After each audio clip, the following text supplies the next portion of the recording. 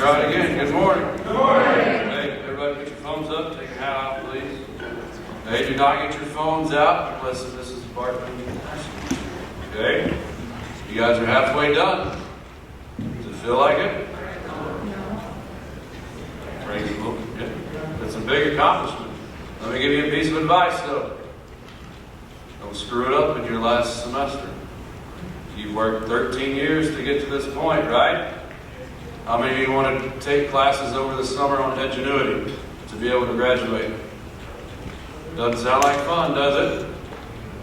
What are 2 ways to get you to do that? Huh? Not showing up? You still have to come. What else? Fail in your classes. Hold it together for 90 more days. Okay? Can we do that? Okay. All right. This is Mrs. Bartman. She's from Edward Jones. She's going to talk to you about how to invest your money. All right? Give her a warm welcome. Right. Investing. It's exciting. Who knows what investing is? Can you give me a definition? Yes. Oh, that's a good one. Anybody else? Difference between just money in the bank and investing? I want to give it a shot. I got some good hands. Try again.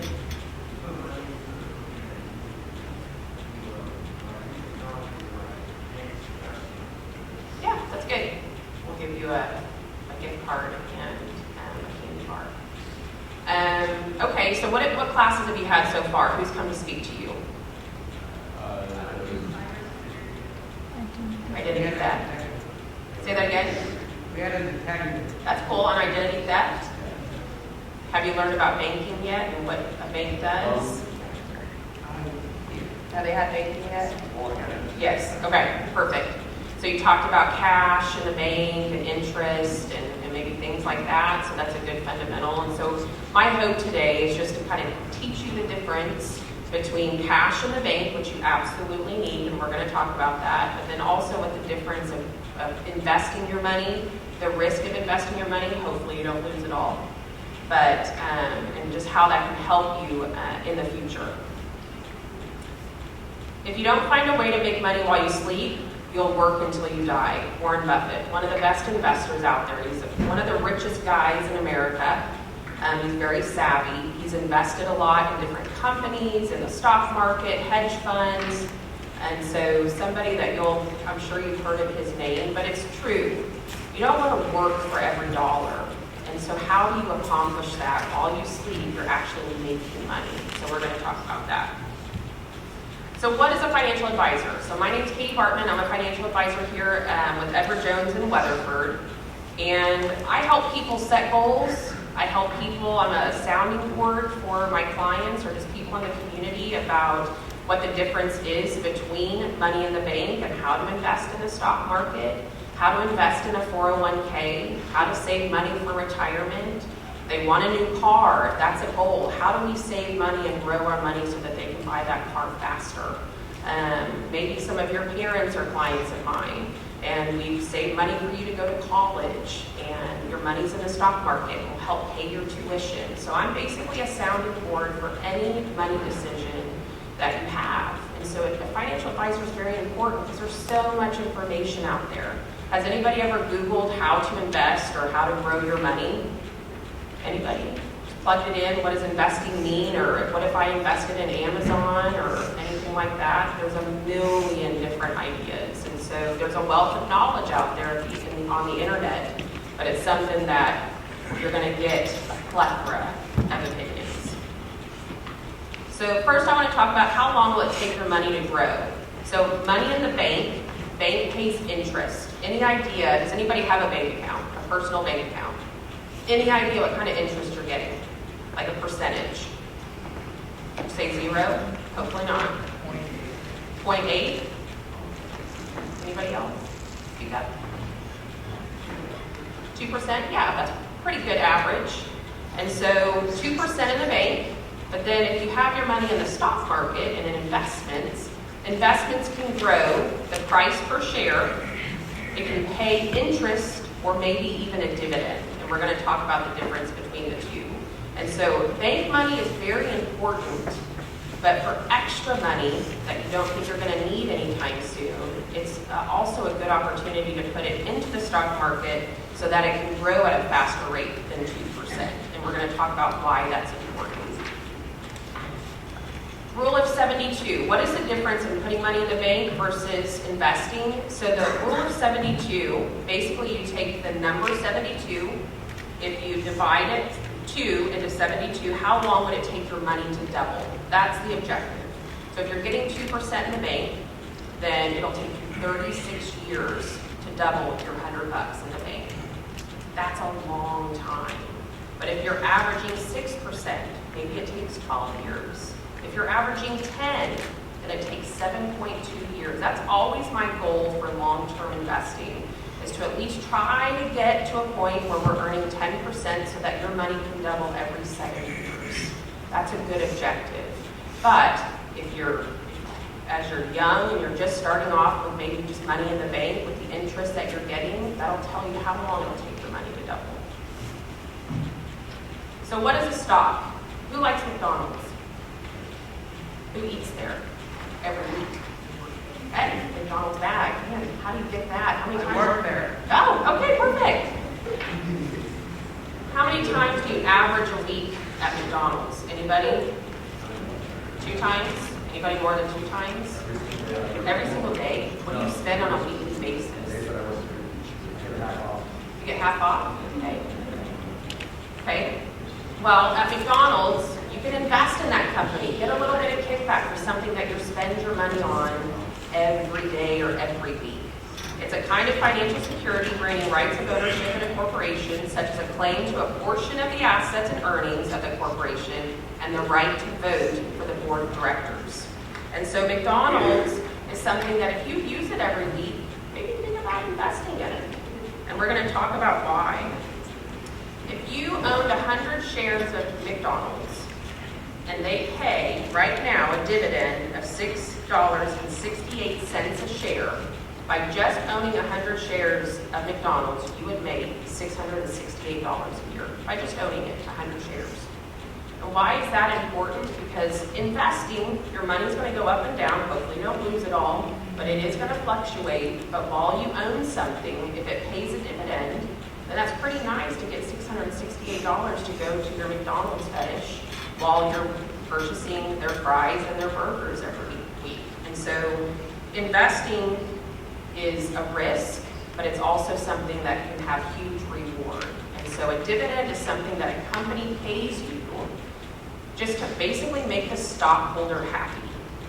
Not every company pays a dividend, but if they have good earnings, good revenue, and they've got money on their bottom line, they want to make their shareholders happy. And so McDonald's is going to pay you $6.68 a share annually right now. It fluctuates, but that's what they're paying right now.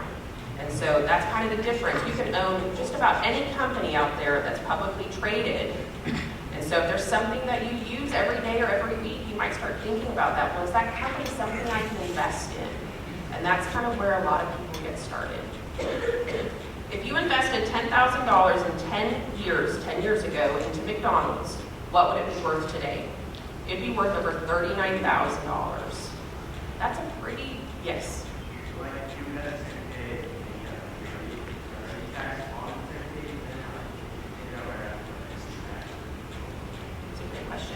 Good question. So if you invest $10,000, if you've owned it for 10 years, you don't pay money, you don't pay taxes on the $10,000 that you invested, but you will pay money on the dividends that are paid out to you. So you pay 15% federal and 5% state on those dividends that they pay you, so it's capital gains tax. But if you liquidate that $39,000, then yes, $29,272.84 will be taxable as a capital gain tax of 15% federal and 5% state. Uncle Sam says if you're making money on something, an appreciating asset, they want a little back. But no, you don't have to pay on the principal. So good question. So if you have the dividends reinvesting in McDonald's for 10 years, your annualized rate of return would have been 14.65%. Anybody want to guesstimate how long that took your money to double? The rule of 72, 14.65%.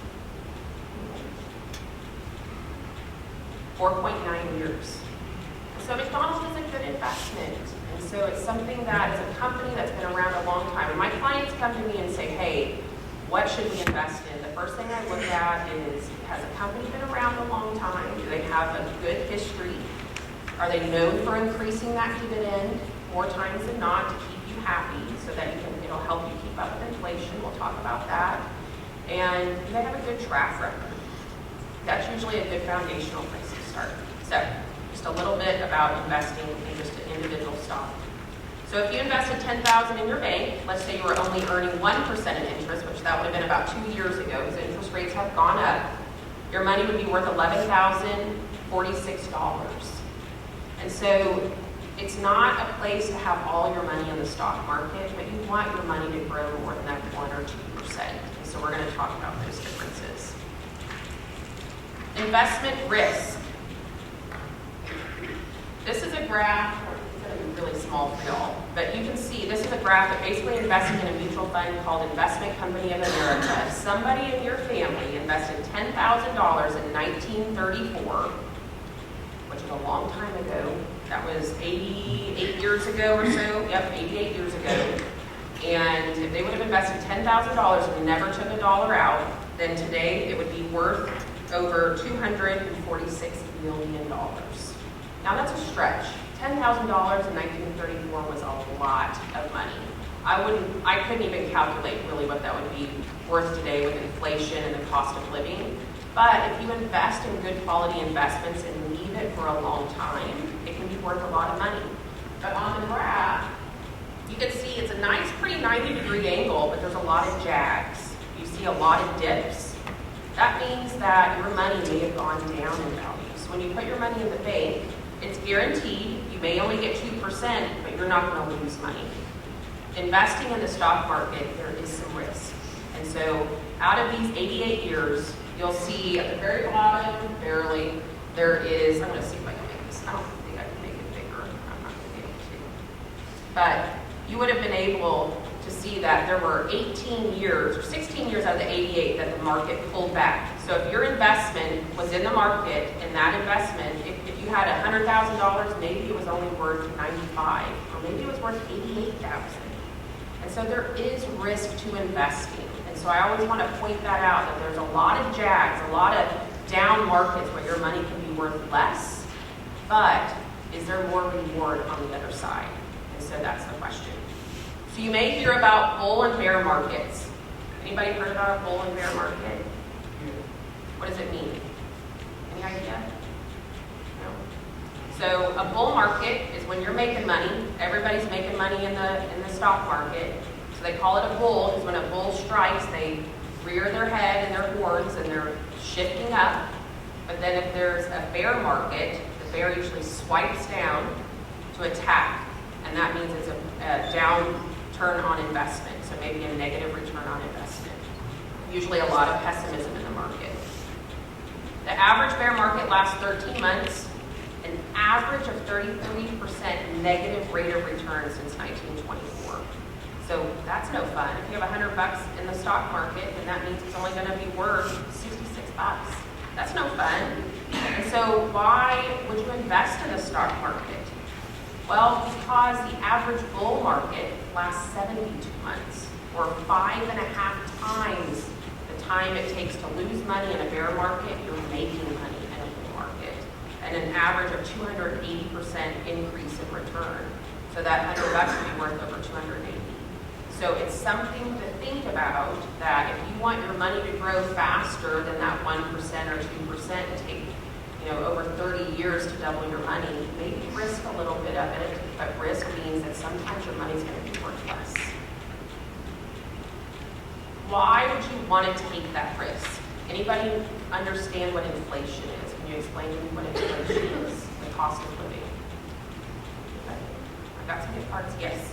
Money over time loses its initial value. Very good. Yes. Thank you. So this is just kind of gives you some comparisons. Since 1950, the value of some items that we would use on a daily basis. So milk was 83 cents a gallon. Today, milk costs $4.44 on average. Eggs were 60 cents. Eggs now cost almost $6 a dozen. A large pizza cost $1.50. Today, a large pizza average in the U.S. is between $7.25 and $15. McDonald's hamburger was only 15 cents. And today it's worth $2.49 that you're paying. What is it now? Say it again. $1.69 before tax. Okay, perfect. Got the real day-to-day info. Menu items on average on the McDonald's menu are only $1.25. And so you can see where today I just got gas and it was a little bit below $3.74, it's about $3.24, so that fluctuates. But a gallon of gas was only 27 cents.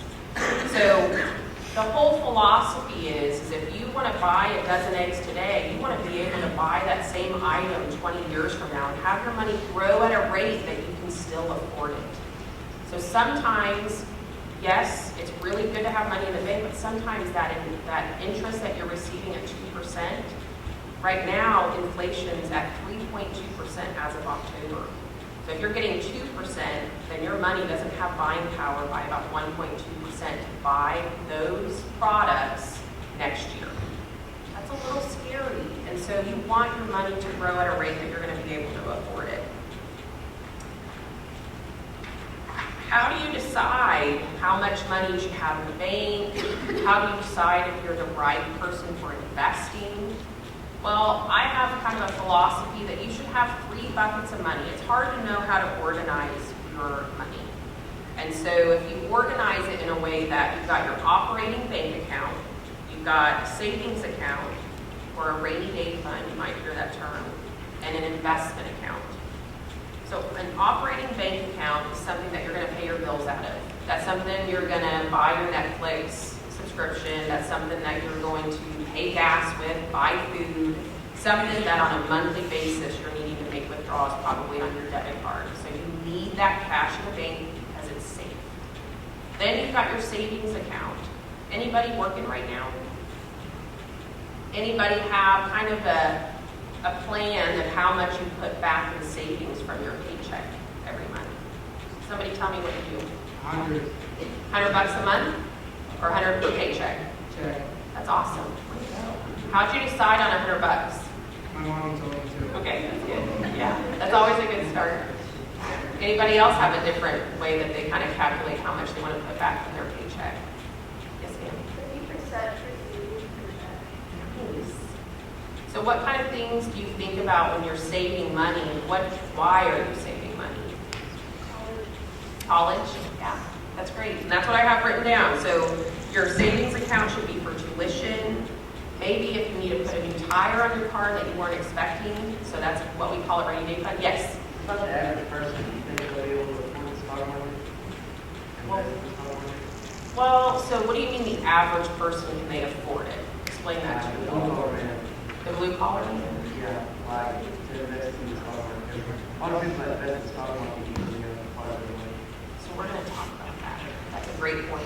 A lot of people, there's a misnomer out there that it's too expensive to invest in the stock market, but there are ways.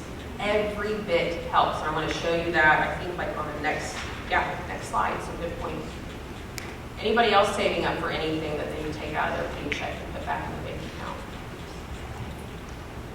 Well, I believe that you've got your operating account first. You put 30% into savings for tuition. And then if you have anything left over, whether you're blue collar or somebody who's very, they make a lot of money or a little bit of money. If you have a little bit saved up, left over at the end of the month from your budget, where does that go? Does that just stay in the bank earning 2%? Or could we do something different with it? Could we maybe risk it a little bit and put it into an investment account?